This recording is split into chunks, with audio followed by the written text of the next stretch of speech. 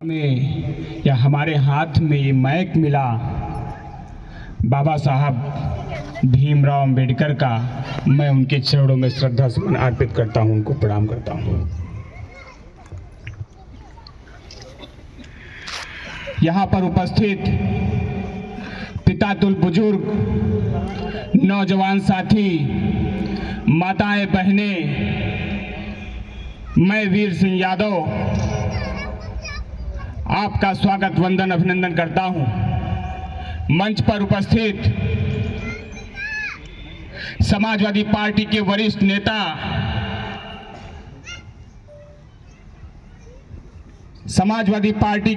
नेता, श्री राजबाला रावत जी, विधानसभा अध्यक्ष श्री सोनीश मौर्य जी मंच का संचालन कर रहे,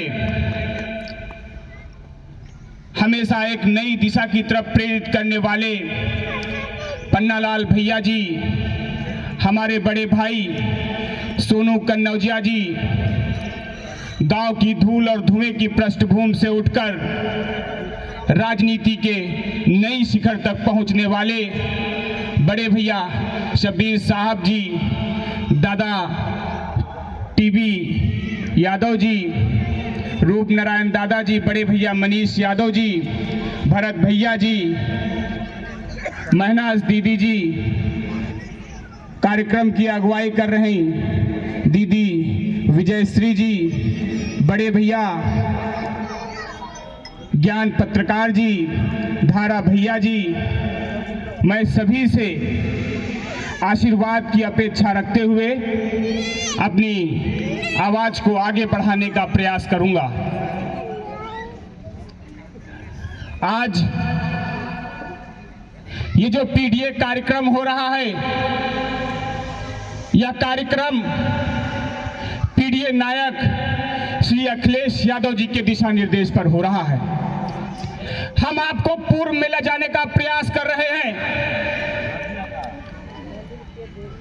बाबा साहब के दौर में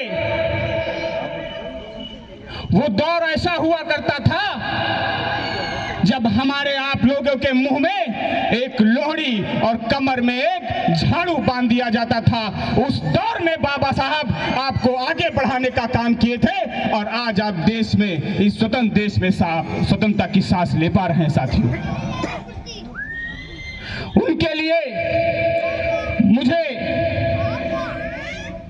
हम उनके लिए एक बात रखना चाहते हैं।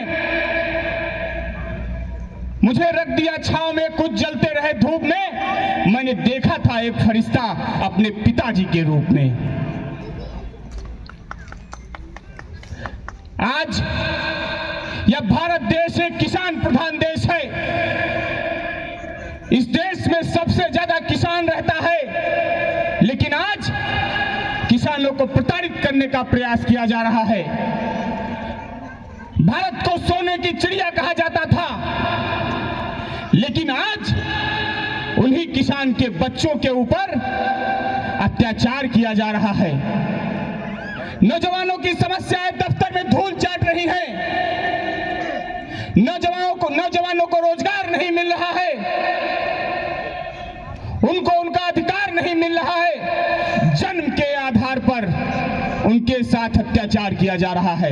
अगर कोई ठाकुर के घर में जन्म लेता है, अगर कोई पंडित के घर में जन्म लेता है, तो उसके हिसाब से उसको रोजगार, उसके हिसाब से उसको शिक्षा देने का प्रयास किया जाता था पूर्व में। आज उनकी लड़ाई, अगर उनकी कोई दवा है तो ये बाबा साहब भीमराव अंबेडकर की संविधान की देन है। अगर आज हमको और आपको बराबरी में बैठने का अधिकार मिला है साथियों। यहां से कुछ दूरी पर शहीद स्मारक पार्क बना हुआ है, जहां सुभाष चंद्र बोस ट्रेन को रोकने का काम किए थे।